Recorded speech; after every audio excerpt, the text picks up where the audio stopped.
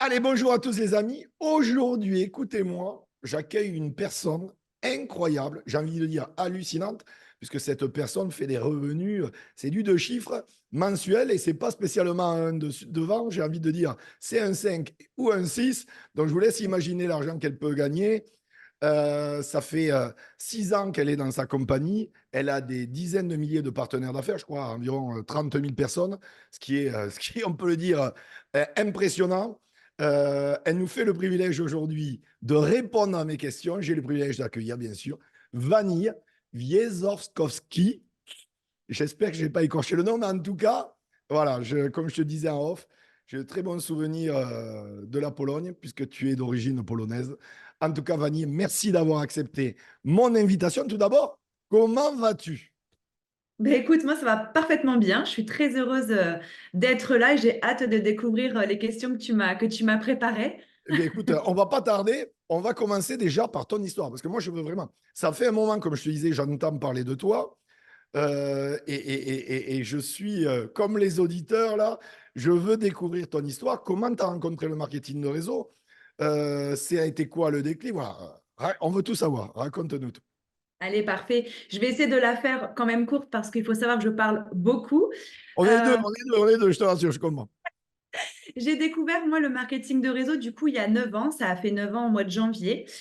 J'étais, je pense, comme beaucoup de femmes, comme beaucoup de mamans. J'étais jeune maman, mon plus grand avait 13 mois à ce moment-là.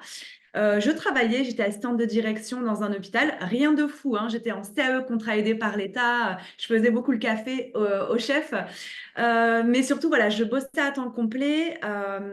J'étais quelqu'un de très courageux. J'ai toujours travaillé. J'ai jamais été sans activité.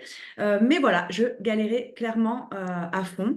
Je le dis souvent, mon compte bancaire était la même couleur que mes cheveux. C'est-à-dire qu'à partir du 7 du mois, en général, entre le 7 et le 10, mon compte était déjà découvert une fois que les prélèvements étaient passés.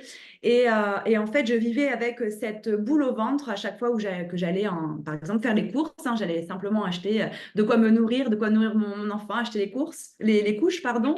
Et en fait, c'est ce stress quand on passe la carte bancaire et qu'on se dit, est-ce qu'elle va passer ou pas? Et ça, je pense que c'est un traumatisme que j'ai gardé. En fait, même encore aujourd'hui, pourtant, j'ai plus de problème hein, à ce niveau-là. J'ai toujours cette petite boule au ventre au moment où je rentre mon code, parce que C'est parce clairement, que ça. tu sais d'où tu viens, tu sais ce que tu as vécu et tu n'as pas envie de revivre ça. Ah non, non, non, ça c'est clair. Et voilà, moi, ça a été quelque chose de très difficile à cette période-là. Et je savais qu'il fallait que je gagne plus d'argent parce que ça faisait à peu près 2 ans pardon, que je me traînais ce découvert qui était à peu près à moins 600 euros, hein. Et en gagnant un SMIC, clairement, bon, ben voilà, hein, ça ne règle pas les problèmes. Donc, bon, je joue pas au loto, je joue pas à l'euro million, donc c'est pas comme ça que j'allais régler mon souci. Je savais qu'il fallait que je bosse, sauf que ben, j'habitais à la montagne, dans un petit village de 50 habitants, à 1300 mètres d'altitude. Déjà, avoir un boulot, c'était cool que j'en ai un. Je connaissais personne, ça faisait pas longtemps que j'étais arrivée dans la région. Et en fait, clairement, bah oui, prendre un deuxième boulot, ok, mais bah, il faut faire garder le petit, donc c'est des frais de garde, c'est des frais kilométriques, il faut que ça aille avec mes horaires déjà de boulot. Bon, mission presque impossible. Jusqu'au jour où, en fait, j'ai été ajoutée sur un groupe Facebook par le biais d'un jeu concours où j'ai vu des produits plutôt bien, mais où j'avais pas les moyens de me les acheter déjà. Par contre, un jour, cette personne qui tenait ce groupe, en fait, a posté comme quoi elle cherchait des femmes qui avaient besoin d'un complément de revenu en étant simplement du téléphone, sans stock, enfin, sans dépenses, tout ça. Là, je me suis dit, mais c'est pour moi, c'était fait pour moi. Donc, je me suis manifestée, j'ai démarré dans la foulée. Et en fait, ça a démarré comme ça. J'avais un besoin clair de financier et c'est ça qui a fait que je me suis lancée. D'accord. Et du coup, tu as eu vraiment le déclic dès la découverte du concept? Ah, franchement, je me suis un peu laissée aller, je me suis laissée guider quelque part parce que je n'y connaissais absolument rien. Et en fait, ça m'a apparu comme un jeu parce que je me suis dit, mais c'est simple, j'ai juste mon Ouais. téléphone, je bosse en dehors de mon boulot, souvent le téléphone sous le bureau d'ailleurs. Et en fait, ben, je parle des produits, je montre des témoignages et les gens viennent me demander et ils me commandent des produits et je gagne de l'argent. Et en fait, à ce moment-là, Il n'y avait pas de boutique en ligne, tout ça, hein, c'était que Ouais. du main. Même si je travaillais en ligne, je recevais les chèques à la maison que je devais déposer sur le compte. Je devais commander les produits, aller les poster à la poste. Bref, c'était beaucoup de manutention, on va dire. Et en fait, quand j'ai vu les chèques arriver à la maison, je me suis dit, waouh, mais ça fonctionne plutôt bien. Et quand on voit que ça fonctionne, bah, c'est encore Bien plus sûr. motivant. Et en fait, pour moi, je voyais ça un peu comme un jeu. Et du coup, mon objectif, c'était vraiment de sortir mon compte du découvert. C'était mon premier objectif. Et je l'ai atteint, en fait. Je l'ai atteint dès le premier mois, puisque, j'aime bien le dire, j'ai fini mon mois dans le vert. Alors, c'était un truc du genre plus 30 euros.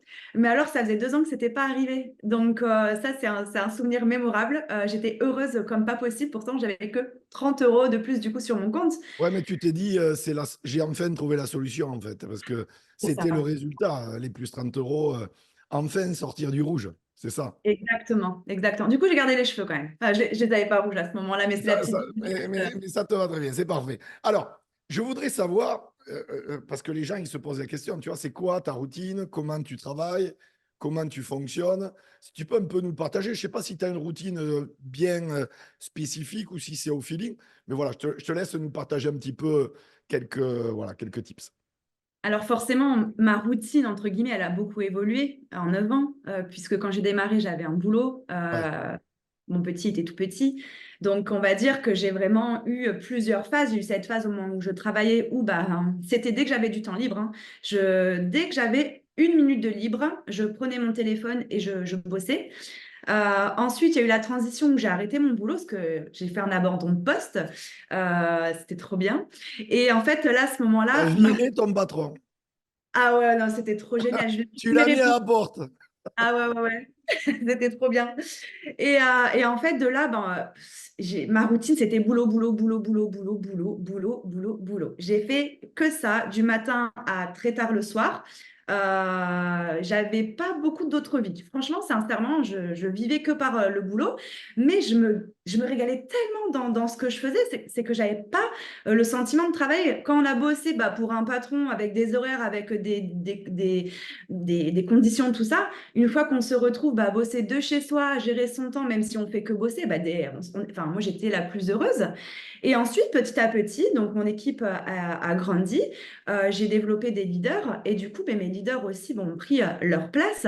Et là, j'ai pu me dégager du temps pour moi. C'est là où j'ai réalisé beaucoup de choses, notamment je me suis offert mes chevaux. J'ai commencé à prendre du temps pour moi. En fait, ça a été pour moi la récompense du dur travail que j'ai fait pendant plusieurs années.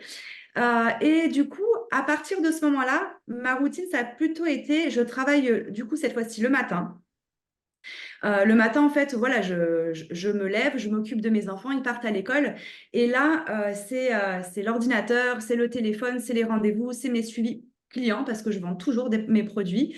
C'est mon suivi d'équipe.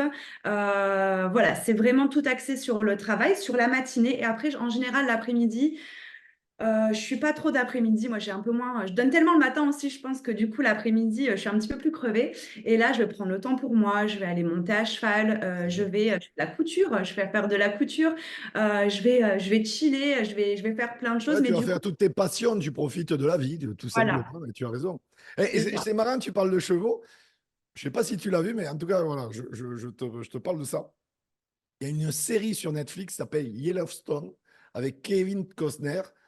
Ouais, C'est dans le Montana américain. Je te laisse la découvrir. Les chevaux, tu en as partout, tu vas kiffer.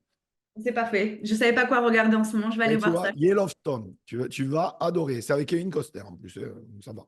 Sympa. Parfait. Belle Et affiche. donc, du coup, voilà, aujourd'hui, ben, grâce à ta routine, grâce à ton business, ben, à la différence de la plupart des gens voilà, qui profitent pas de la vie, eh bien, au moins, tu peux passer du temps eh bien, avec ta famille, tes enfants, et profiter de la vie et de tes passions.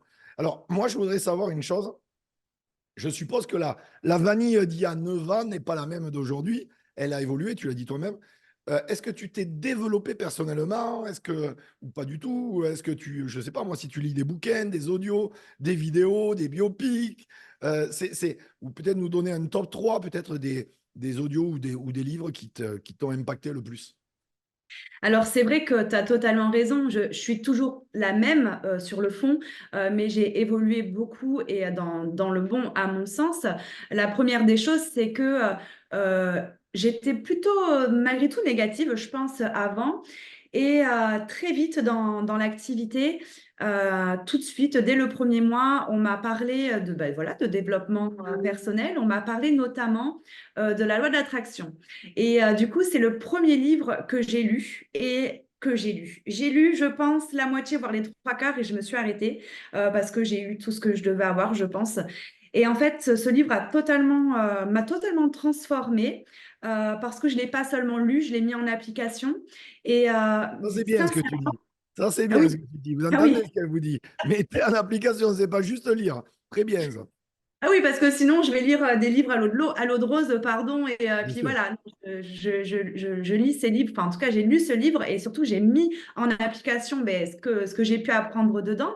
Et en fait, vraiment, je n'ai plus jamais vu les choses de la même manière. Et je pense vraiment que ben, c'est même sur ma réussite, elle est aussi passée par cette prise de conscience. C'est clair et net. Moi, c'est vraiment le livre. J'en ai pas lu énormément. En fait, je me suis vite rendu compte, malgré tout, que, alors c'est mon avis personnel, bien sûr, mais qu'en fait, en réalité, dans un peu tous les livres, quelque part, la base, ça reste, je pense, la loi d'attraction, c'est la positivité, tout ça. En tout cas, moi, je suis peut-être toujours attirée par ce genre de livres finalement. Et du coup, à un moment donné, j'ai dit arrête de dépenser tes sous dans tous ces livres. C'est bon, tu continues juste à mettre en application et ça ira très bien. Et ensuite, il y a un deuxième livre tout petit, tout court, mais qui m'a beaucoup impacté, c'est Le pouvoir des mots. Et ça, c'est pareil, ça m'a beaucoup aidé dans mon business, mais aussi dans ma vie personnelle, de toute façon, les deux, hein. Ben, pour communiquer en fait correctement. Ça a beaucoup d'impact, les mots qu'on va sortir de notre bouche. Et ça, en fait, ça m'a beaucoup appris, ça m'a apporté beaucoup de bon dans mes vies professionnelles et personnelles, avec mes enfants, avec mes amis, avec toutes mes équipes, avec tout le monde, toutes les personnes qui m'entourent. Et voilà, c'est vraiment les deux livres, moi, qui m'ont beaucoup impacté. J'écoute pas d'audio. Pas parce que je ne veux pas, mais j'ai jamais eu l'occasion, je pense, de tomber sur des audios tout court. Et je suis enfin, je suis Ouais, plutôt lectrice. t'es plus bouquin. Je Voilà. t'avoue, moi, c'est pareil. Mais c'est vrai qu'il y a des gens, ils aiment bien l'un ou l'autre, ou des fois les deux. Moi, c'est pareil, les audios, Alors, c'est particulier, tu vois, peut-être que, bon, je sais qu'il y en a, ils adorent, mais je te comprends tout à fait. Moi, je suis plus, tu vois, je suis plus papier. C'est Ouais, vraiment mon c'est truc. ça. Même, tu sais, les Kindle, mais j'ai du Ouais. mal. Tu vois, le format Kindle, j'ai du mal aussi. Je suis vraiment plus papier. Peut-être c'est parce que je suis du siècle passé, je sais C'est pas. d'autres sensibilités. Après, je comprends aussi qu'il y a des personnes, c'est très bien pour les personnes qui ont un petit peu de mal à lire, pas dans le sens qu'ils ne savent pas lire, mais la Hmm. lecture, ça peut être assez fastidieux. Et d'écouter, des fois, ça rentre mieux aussi. Donc, moi, je comprends qu'il y a Ouais. Toi, tu lis plusieurs. plus du matin, du soir. C'est à quel moment que tu es plus à l'aise justement pour bouquiner? Parce qu'il y a des gens, par exemple, ils n'aiment pas lire le soir parce qu'ils s'endorment, tu sais, rapidement. J'ai eu beaucoup de retours sur ça. Et pour savoir un petit peu, c'est quoi ton horaire? Alors, j'ai pas d'horaire, mais j'aime bien être tranquille. Ouais, J'aime bien avoir du calme autour de moi. Et en général, j'aime être, si possible, alors bon, ça dépend du temps, mais dans mon ouais. jardin, près de mes animaux, j'aime avoir un contexte où il n'y a rien qui va me déranger. C'est pour ça aussi peut-être que je lis aussi un petit peu moins, parce que c'est vrai qu'avec les enfants autour, tout ça, c'est plus compliqué de se concentrer. Et il y a aussi quelque chose, c'est ça. Ça, c'est un gros problème, le téléphone. Il faudrait le mettre dans un placard parce que des fois, j'ouvre le livre et j'ai une notification, j'ai un Ouais, je suis message. d'accord. Ça, c'est très pénible. Mais du coup, j'adore lire par contre le soir. Mais c'est vrai que je suis face à ce problème où je vais m'endormir. Mais j'aime Ouais. ça malgré tout parce que je m'endors avec des bonnes choses Ah, ça, dans c'est ma sûr tête. que c'est une bonne stratégie, à la différence de certains qui s'endorment avec BFM TV, les guerres, les ci, les là. Ça, c'est pas le Non. mieux. Alors, moi, je voudrais que tu nous partages, certainement, tu en as eu plusieurs, mais que tu nous partages une anecdote d'un challenge que tu as dû relever dans ta carrière de networkeuse. Parce que tu sais comment sont les gens. Il a eu de la chance, elle a eu de la chance. Moi, je le dis toujours, la chance se provoque. Tu l'as parfaitement provoqué. On ne t'a pas déroulé un tapis rouge. Au contraire, c'est toi voilà, qui a fait le job. Et je voudrais que tu nous partages une histoire, voilà, une anecdote où la plupart des gens auraient baissé les bras. et se serait pas relevé. Mais toi, non, tu n'as rien lâché. Comme tu l'as dit tout à l'heure, en off, on a discuté, girl power, zéro excuse, boum, et tu as montré ta vraie valeur. Est-ce que tu aurais un truc à nous partager? Alors là, comme ça, c'est difficile d'aller chercher un petit peu dans ma tête, mais mon plus gros challenge à moi que j'ai traversé, c'est peut-être pas la réponse auquel tu t'attends, à laquelle tu t'attends, mais moi, c'était finalement hein, au moment du Covid, au moment où chez les networkers, on a eu des explosions de dingue. Moi, la première, hein, j'ai fait pendant une à 2 années fois 3 au niveau de mes chiffres par rapport à ce qu'il y a aujourd'hui. Maintenant, tout est revenu à la normale, on le sait. Et en fait, moi, cette période-là, j'ai vécu une séparation. J'ai divorcé. Donc, il m'a fallu certes du courage hein, pour le faire et en plus en plein confinement, etc. Et en fait, mon challenge à moi, ça a été de faire face à l'humain dans son mauvais côté, à mon sens. En fait, ça a été ça mon challenge, c'est que j'étais tellement finalement mise quelque part en lumière, hein, de par ma réussite et mon succès, que la moindre faiblesse, les gens en profitent, en jouent. Et j'ai dû apprendre à combattre un petit peu ma sensibilité parce que je suis une femme très sensible. Euh, Une parce que guerrière sensible. C'est beau. ah ouais, mais totalement. Parce que vraiment, je suis inarrêtable. J'ai une niaque incroyable. Et j'ai aussi réussi parce que je fais les choses avec mon cœur, avec mes tripes. J'estime avoir une éthique parfaite. J'ai des valeurs, des bonnes valeurs. Et en fait, moi, à ce moment-là, ça a été vraiment mon challenge de dire, OK, il faut que tu arrives quand même à avancer parce que j'ai eu envie de tout abandonner tellement que l'humain m'a un peu dégoûtée dans cette activité. Je le dis, pour moi, c'est le côté un peu obscur du marketing de réseau, c'est que bah, on est dans un monde d'argent, hein, c'est un business et de femmes aussi. Et du coup, ça a été un petit peu difficile et j'ai ramé. Sincèrement, j'ai ramé, j'ai dû me challenger. J'avais plus envie de voir les autres, j'avais plus envie qu'on me mette en lumière, je voulais me mettre dans un trou de souris, je voulais qu'on m'oublie, je voulais qu'on me laisse tranquille. Et en même temps, j'ai vite compris que bah non, je devais quelque part reprendre ma place. Et ça a été difficile de combattre un petit peu ça et d'apprendre à faire avec ma sensibilité et à ne pas me laisser, en fait, de me construire un petit peu ma petite barrière là. Émotionnelle, j'ai envie de dire, pour pas trop me laisser atteindre. Et moi, ça a été en 9 ans mon plus gros challenge. Alors, c'est comme je dis, c'est pas la réponse que tu attends. Non, mais c'est Euh, intéressant ce que tu dis, parce qu'il y a des gens, je pense, qui vont se reconnaître à travers ton histoire. Parce que pendant le Covid, comme tu disais, en plus, surtout le premier confinement, ça a été l'explosion. Parce qu'après, bon, le deuxième, le troisième et compagnie, bon, c'était les confinements, c'était les passoires. Tu vois, c'était un confinement avec des trous. Mais le premier, c'est vrai que il y en a plein, ça a explosé parce que les gens étaient chez eux. Et après, ce que tu dis, il y en a plein qui vont se reconnaître vraiment. Donc, oui, moi, je parce pense que qu'en fait, ta force aussi, c'est l'authenticité, je pense. oui, certainement, certainement, bien sûr. Je suis comme ça. Et en fait, il faut pas oublier que, certes, on est là pour réaliser nos rêves, nos projets, mais il faut pas oublier que derrière chaque personne, il y a un humain. Exactement. Et ça, je pense que c'est important que tout le monde le sache parce qu'un jour, hein, l'humain va les décevoir et il faudra rester fort par rapport à ça parce que personne et rien, quelque part, doit nous empêcher de continuer à aller vers nos rêves, en fait, finalement.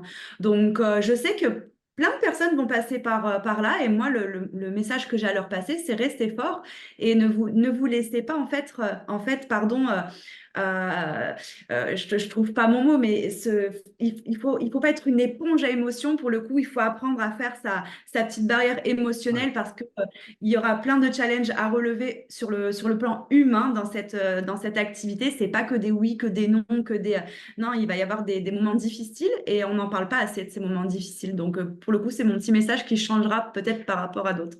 Exactement. Et tu as raison, parce que le marketing de réseau, ce n'est pas dur physiquement. Par contre, c'est dur émotionnellement. Tu as exactement raison.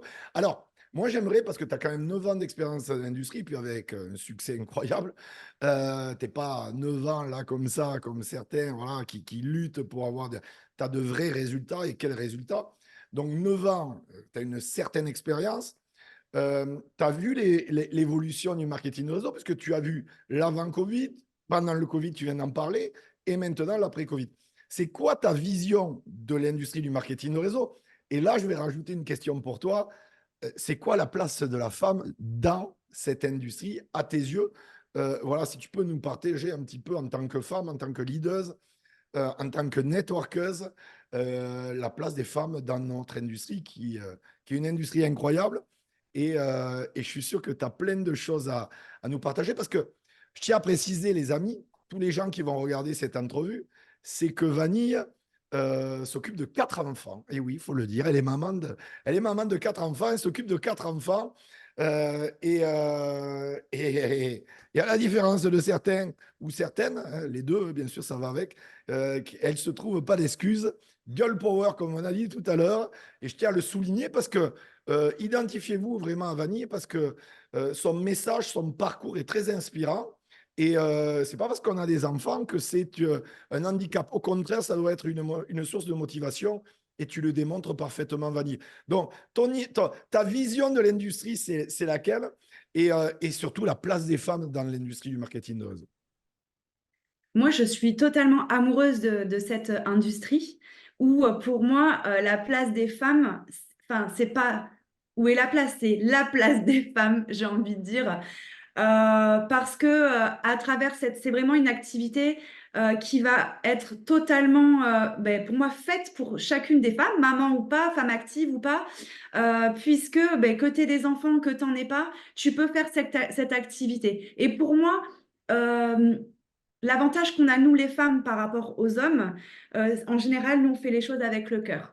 Et c'est de ça qu'a besoin cette industrie. Et de toute façon, tu l'as dit, ça a beaucoup évolué depuis que j'ai démarré il y a 9 ans. Il y a 9 ans, il y avait quasiment, enfin moi, je connaissais quasiment que des hommes. Les leaders, c'était que des hommes. Ce que tu dis, tu as 100% raison, je ne cesse de le répéter en ce moment. Tu regardes les top earners maintenant, tu as de plus en plus de femmes. D'ailleurs, messieurs, réveillez-vous. Je ne sais pas, faites un truc, achetez une Non, potion ça me va. magique, faites un truc, mais il faut se réveiller. Et là, ce que tu dis, c'est parfaitement la réalité. Et oui, et en fait, ces hommes avaient bien sûr, par contre, des femmes dans leurs équipes. Et en fait, c'est les hommes, c'est les femmes qui ont pris le pouvoir. Et moi, ça me plaît, j'adore ça. Et je suis sûre que, bon, alors, je te l'ai dit, hein, je suis très girl power. Euh, pour moi, un jour, il y aura plus de leaders hommes, il n'y aura que des femmes.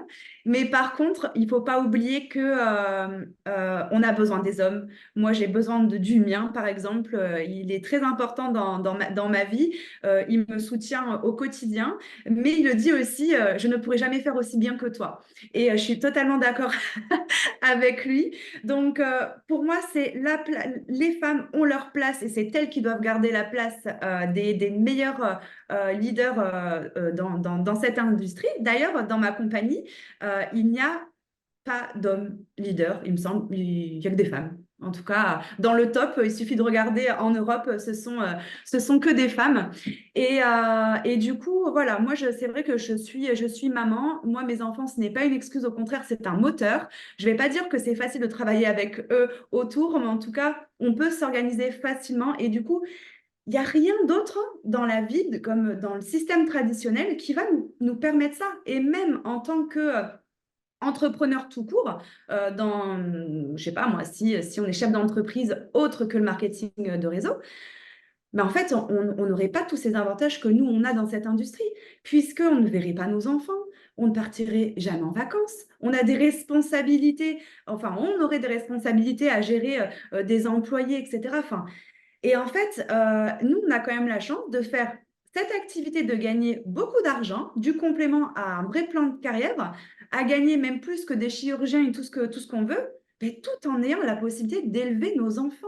Donc, en fait, moi, si je pouvais, et c'est ce que je fais tous les jours, je veux faire comprendre ça à un maximum de femmes pour qu'elles puissent s'épanouir en fait en tant que femme, en tant que maman, et pas juste en tant que maman ou juste en tant que femme. On peut s'épanouir dans les deux et le marketing relationnel nous donne vraiment cette possibilité-là. Donc moi, c'est vraiment ça. Je me bats tous les jours pour transformer les vies des femmes et qu'elles deviennent indépendantes grâce à cette industrie. Et pour moi, il n'y a que cette industrie qui peut les rendre indépendantes de cette manière et à 100%, quoi, de temps, d'argent et vivre leur vie de maman à 100%.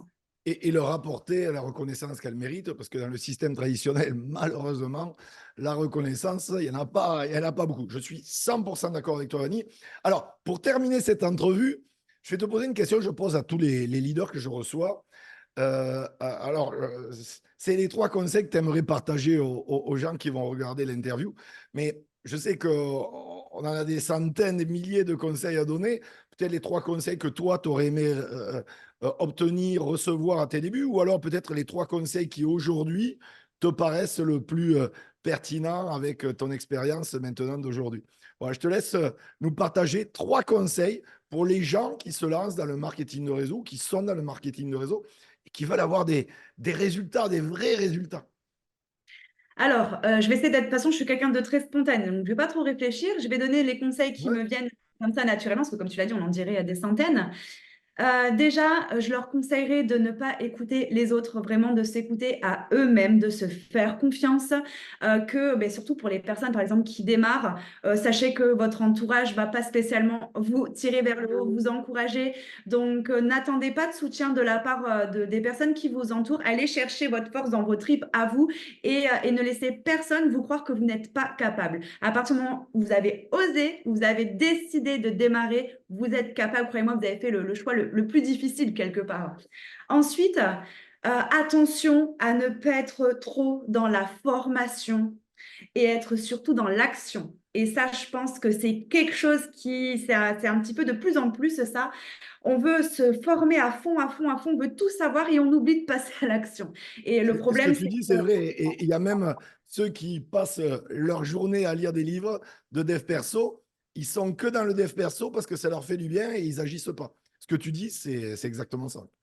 exactement. Et puis d'autant plus, par exemple, si on vend un produit, peu importe le produit, on n'a pas besoin de l'apprendre par cœur en termes d'ingrédients, etc. Vous avez juste besoin La de savoir ce posologie. qu'il fait et d'en parler. Non, mais Exactement. c'est vrai que ça, c'est quelque chose qui me tient aussi à cœur et on a parlé de l'évolution du marketing de réseau et au début, on n'avait pas ces 100 000 formations. On nous poussait surtout à l'action. On était plus dans l'accompagnement et pas dans la Exactement. formation. Et du coup, moi, je dis souvent à mes équipes, n'oubliez pas la base en fait. N'oubliez pas quel est le cœur de notre activité. Le cœur de notre métier, c'est de communiquer, de parler de nos produits, de ce qu'on fait.